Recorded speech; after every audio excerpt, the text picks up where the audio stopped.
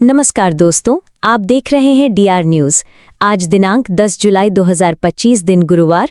चलिए शुरुआत करते हैं देश और दुनिया की 25 बड़ी एवं महत्वपूर्ण खबरों के सफर का। हिमाचल प्रदेश के सीएम का ऐलान, घर बनाने को 7 लाख देंगे, गाय खरीदने को 50,000 मिलेंगे। नड्डा बोले, हिमाचल के साथ खड़ी है भारत सरकार। हिमाचल प्रदेश के सीएम सुखविंदर सिंह सुक्खू और केंद्रीय मंत्री जगत प्रकाश नड्डा आज मंडी के आपदा प्रभावित क्षेत्रों में पहुंचे। दोनों नेताओं ने आपदा प्रभावितों से बात की, उनका दुख दर्द जाना और हर संभव मदद का भरोसा दिया। सीएम सुक्खू ने सराज विधानसभा के बख्शियाड़ में बड़ा ऐलान करते हुए, जिनके मकान बादल फटने से बह गए हैं, राज्य सरकार उन्हें नया मकान बनाने के लिए 7 लाख रुपए देगी। कैबिनेट मीटिंग में जल्द इसका प्रावधान किया जाएगा। सीएम ने कहा, जिन लोगों की गाय बही है उन्हें नई गाय लेने को 50,000 रुपए देंगे। उन्होंने कहा, प्रभावित परिवारों की सरकार हर संभव सहायता करेगी।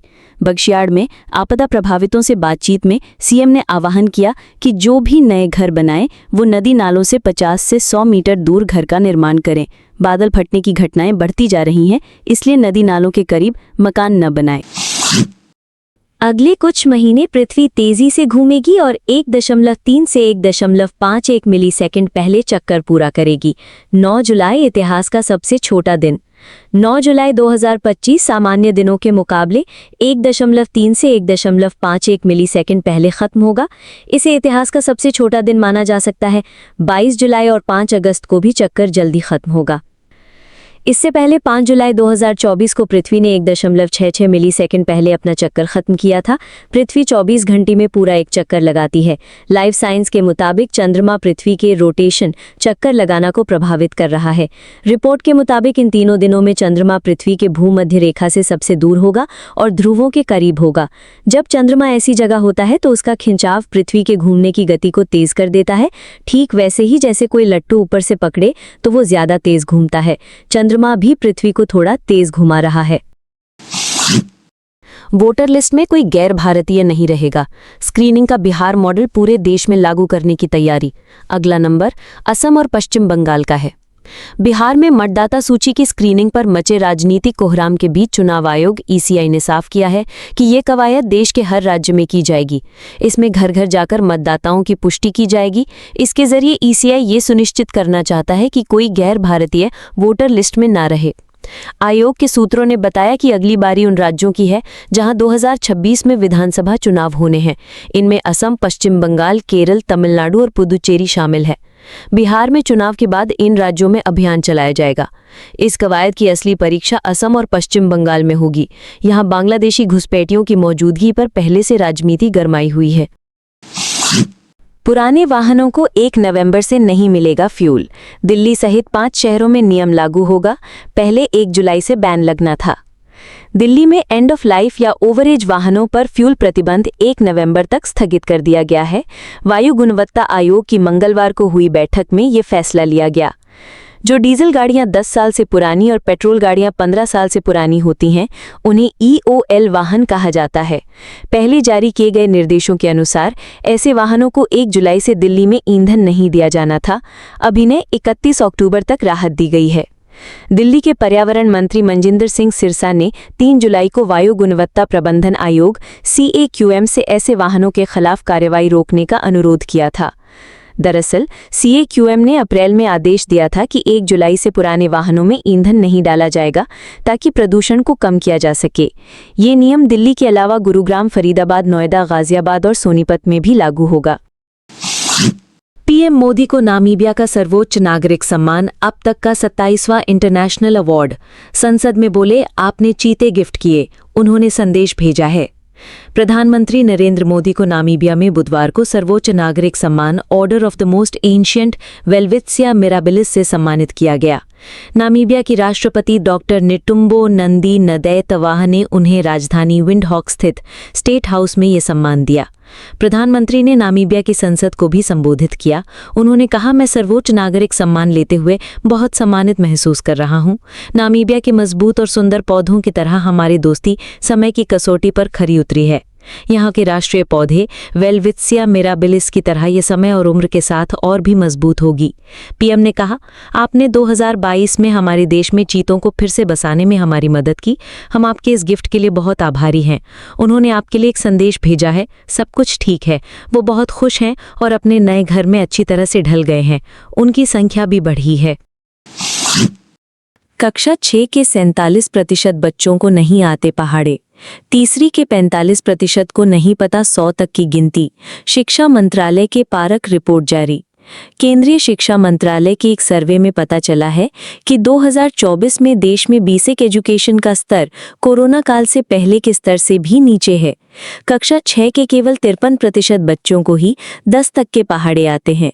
वहीं कक्षा 3 के केवल 55% बच्चे ही 1 से लेकर 100 तक की गिनती जानते हैं।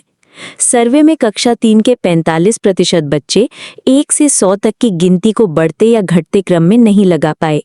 वहीं 42% बच्चे दो संख्याओं के बीच जोड़ घटाना नहीं कर पाए। कक्षा 6 में 47% बच्चे ऐसे हैं जो 4 बेसिक अरिथमेटिक ऑपरेशंस यानी जोड़, घटाना, गुणा और भाग ठीक तरह से नहीं कर पा रहे। न ही ये 10 तक की संख्याओं के पहाड़े और संख्याओं के बीच मल्टीप्लिकेशन जानते हैं। सरकारी नौकरी। इंडियन कोस्ट गार्ड में 170 पदों पर भर्ती। 12वीं से लेकर इंजीनियर को मौका। सैलरी 55,000 से ज्यादा।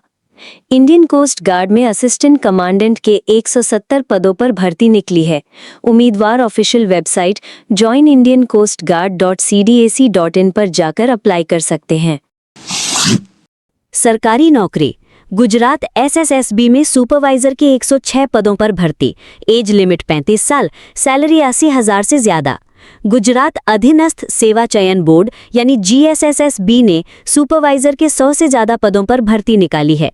उम्मीदवार जीएसएसएसबी की वेबसाइट gssb.gujarat.gov.in के माध्यम से ऑनलाइन आवेदन कर सकते हैं। राजस्थान के चूरू में वायुसेना का जगुआर लड़ाकू विमान क्रैश। पायलट और को पायलट की मौत, शवों के टुकड़े मिले। गांव में बिखरा प्लेन का मलबा। राजस्थान के चूरू में भारतीय वायुसेना का जगुआर फाइटर जेट क्रैश हो गया है। इस हादसे में विमान के पायलट और को पायलट शहीद हो गए हैं। जिस जगह प्लेन क्रैश हुआ वहां बड़े इलाके में फाइटर जेट का मलबा बिखरा पड़ा है। यह हादसा बुधवार 9 जुलाई को दोपहर 12:40 पर हुआ। भारतीय वायुसेना ने दुर्घटना के कारणों का पता लगाने के लिए कोर्ट ऑफ इंक्वायरी गठित की है। चूरू एसपी जय यादव ने बताया, राजलदेसर थाना क्षेत्र के गांव भाड़ूदा में प्लेन क्रैश हुआ है। इसमें 2 लोगों की मौत हुई है। मलबे के पास से बुरी तरह क्षतविक्षत शव के टुकड़े मिले हैं। बताया जा रहा है कि हादसे से पहले तकनीकी कारणों से पायलट इजेक्ट नहीं कर पाए। पिछले 5 महीनों में देश भर में 3 जगुआर क्रैश हो चुके हैं। दिल्ली हाईकोर्ट बोला, संसद को निर्देश नहीं दे सकते। कानून बनाने और बदलाव करने का काम उनका। बीएनएस की धाराएं हटाने की याचिका खारिज। दिल्ली हाईकोर्ट ने बुधवार को भारतीय न्याय संहिता यानी बीएनएस के कुछ प्रावधानों को निरस्त करने की मांग वाली एक जनहित याचिका को खारिज कर दिया। कोर्ट ने कहा कि न्यायपालिका के पास संसद को कोई कानून बनाने या निरस्त करने का निर्देश देने का अधिकार नहीं है। चीफ जस्टिस डीके उपाध्याय और जस्टिस अनीश दयाल की बेंच ने कहा, किसी कानून को खत्म करना हो तो वो सिर्फ संसद कर सकती है, और वो भी कानून में बदलाव यानी कि संशोधन करके। हम संसद को ऐसा करने का आदेश नहीं दे सकते क्योंकि ये कानून बनाने जैसा काम होगा और वो हमारा काम नहीं है।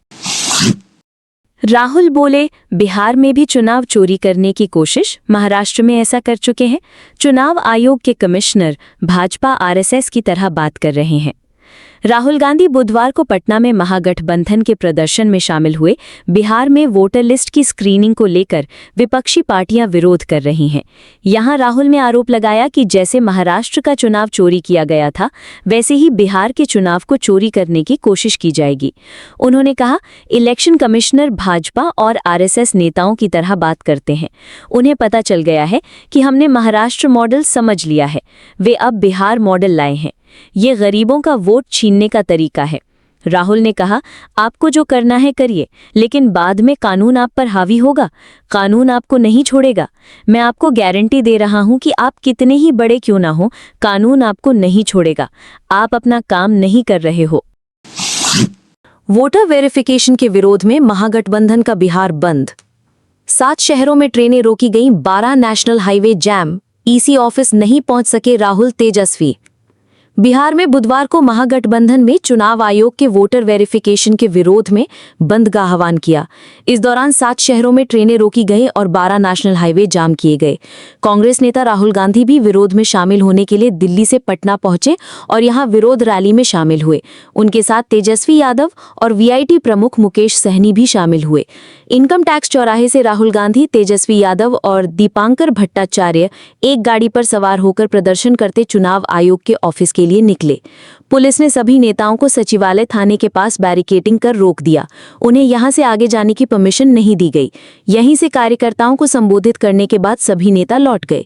यहां से चुनाव आयोग का ऑफिस करीब 150 मीटर दूर था।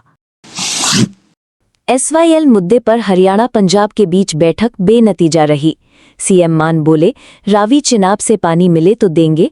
सैनी ने कहा कि मुद्दा खत्म होना चाहिए।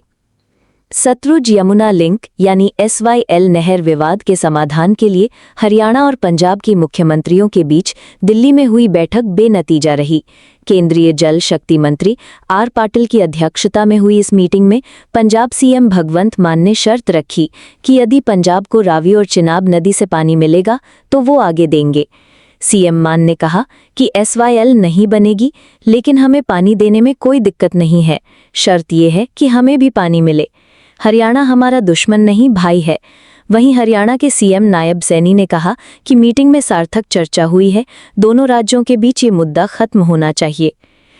मीटिंग में तय हुआ कि अब 5 अगस्त को केंद्र की मध्यस्थता में दोबारा मीटिंग होगी। बता दें कि 13 अगस्त को इसी मामले को लेकर सुप्रीम कोर्ट में सुनवाई होनी है।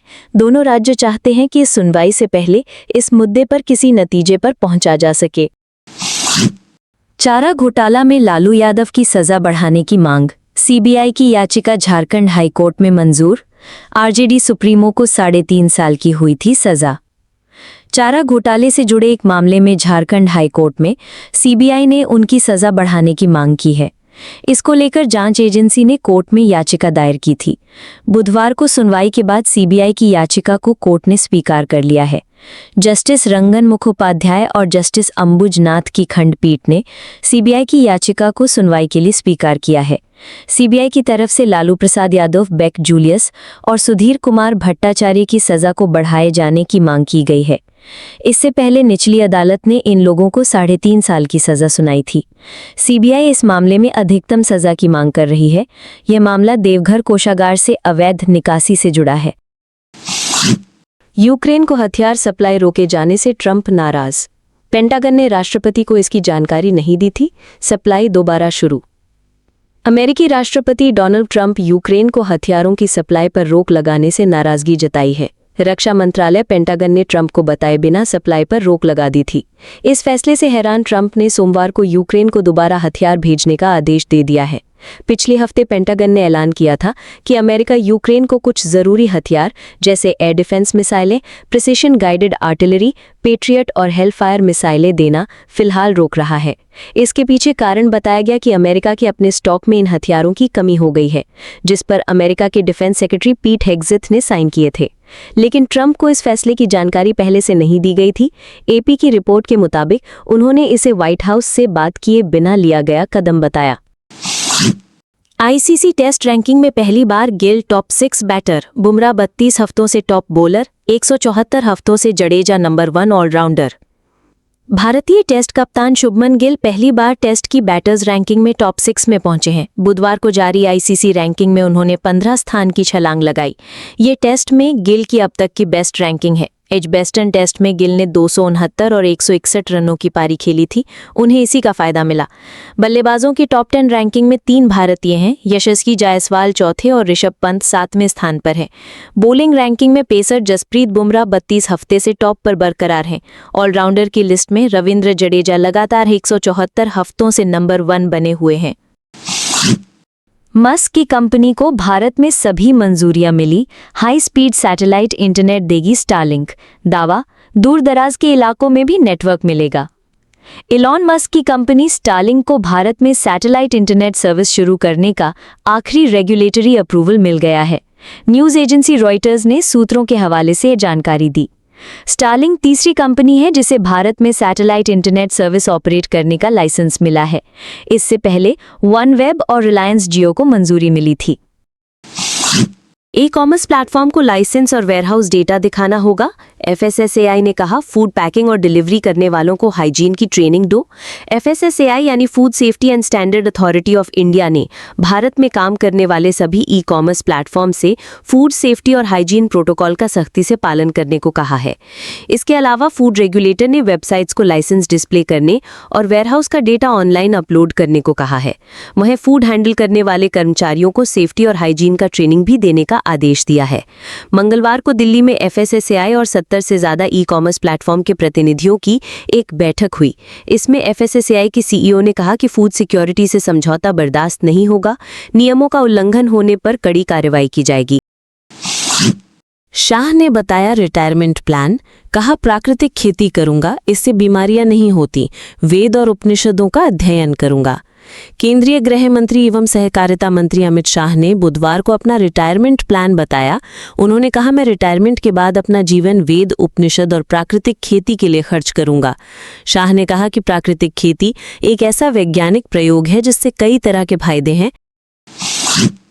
यूपी की IAS को जबरन रिटायर कर रही हरियाणा सरकार, इस्तीफा दिया तो मुख्यमंत्री ने नामंजूर किया। खाने में कीले देने सहित 5 विवाद जुड़े हैं। यूपी की लेडी IAS अफसर रानी नागर को हरियाणा सरकार जबरन रिटायर करने में लगी है। इसके लिए केंद्रीय कार्मिक एवं प्रशिक्षण मंत्रालय DOPT को प्रस्ताव भी भेज दिया गया है। उन्हें मुख्य सचिव की ओर से सेवा समाप्ति का चौथा नोटिस भेजा गया था, जिसका उन्होंने जवाब नहीं दिया।